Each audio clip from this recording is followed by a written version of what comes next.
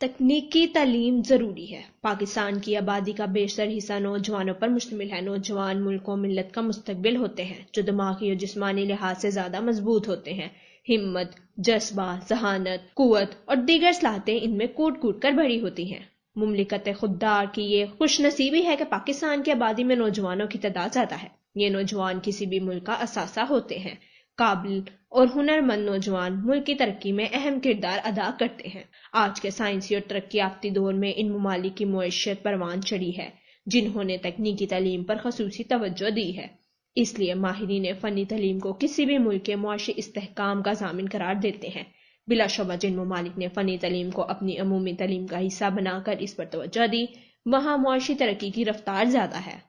دنیا بہت تیزی سے بدل رہی ہے۔ ایسے میں ٹیکنالوجی میں جدت آنے سے انسانی اہمیت کم ہو رہی ہے۔ اداروں میں انسانوں کی جگہ مشینیں لے رہی ہیں۔ اس صورتحال میں اگر تعلیم کو تجدید طرز پر استوار نہ کیا گیا تو بے روزگاری اور ناامیدی میں اضافہ ہوگا۔ جب کبھی بے روزگاری اور ناامیدی میں اضافہ ہوتا ہے تو امن و امان کی صورتحال خراب ہوتی ہے۔ موجودہ ترقی یافتہ دور میں انہی لوگوں کی ملازمت اور روزگار محفوظ ہے جو کسی نہ کسی ہنر کو اپنے ہاتھ میں رکھتے ہیں۔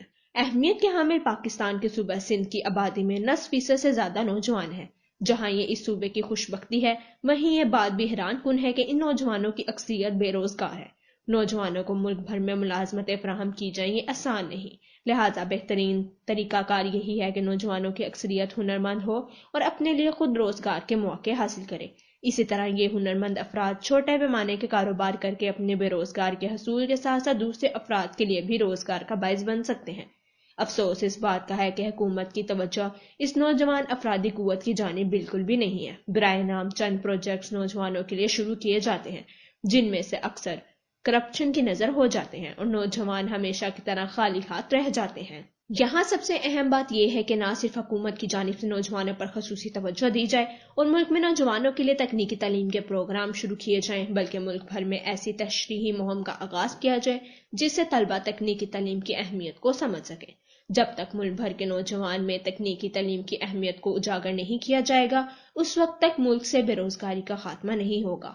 کورس کرنے والے طلبہ کے لیے پالیسی کو مزید سخت بنانا ہوگا تاکہ ان بلا معاوضہ کورسوں کے ساتھ مال مفت دل بے رحم والا حال نہ ہو۔ حکومت اور عوام مل کر اگر سنجیدگی سے اس جانب توجہ دیں کہ ملک کے نوجوانوں کو تکنیکی تعلیم دی جائے اور ہنرمند بنایا جائے تو وہ وقت دور نہیں جب ہم بھی ترقی کے منازل طے کر جائیں گے۔